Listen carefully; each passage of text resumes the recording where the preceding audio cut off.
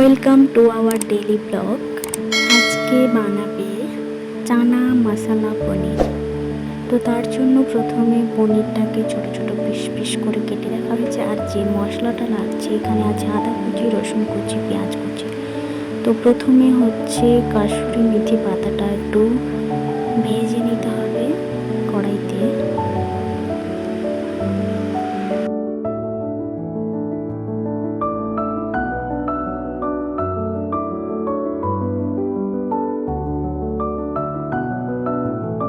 ভেজে নেওয়ার পর কড়াইতে তেল দিয়ে পনিরটা প্রথমে একটু ভেজে নিতে হবে হালকা করে।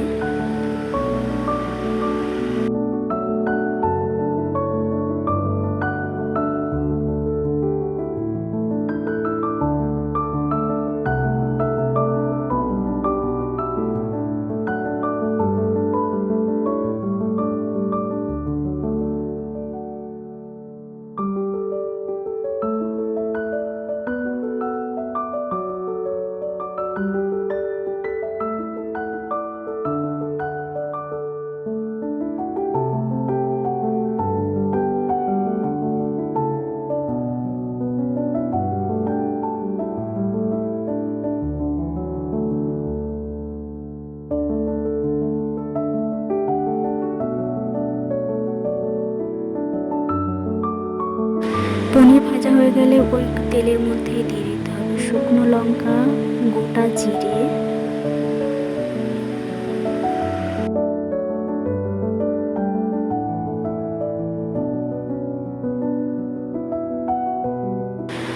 তারপর এতে দিয়ে দেব কেটে রাখা পেঁয়াজ,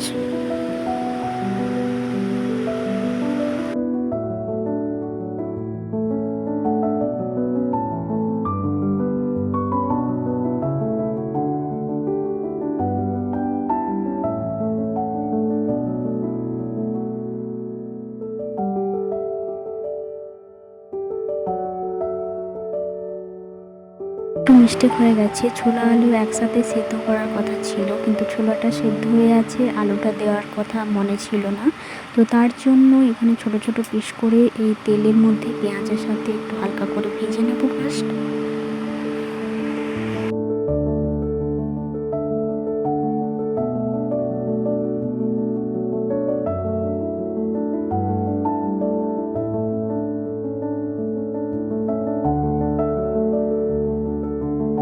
এরপর দিয়ে দিব হলুদের গুঁড়ো আর লঙ্কার গুঁড়ি।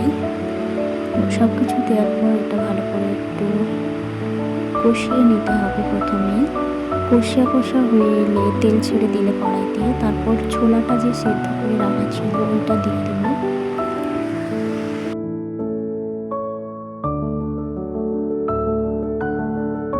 দেওয়ার পর এটাকে কষিয়ে নিতে হবে। এরকম মাখা মাখা হয়ে আসলে এর মধ্যে দিয়ে দেব টমেটো কেচাপ সস। দেখুন কেমন হচ্ছে, জাস্ট ওয়াও। তারপর সবশেষে লাস্টে যে পনিরটি ভেজে রাখা ছিল এতে দিয়ে দেবো, আর সবশেষে দিয়ে দেবো কাসুরি মেথি পাতা। এই ছিল আজকের ভিডিও। দেখা হচ্ছে পরবর্তী একটি ভিডিওতে। ভালো থাকবেন সবাই, আর প্লিজ অনেক অনেক ভালোবাসা দেবেন। থ্যাংক ইউ সবাইকে।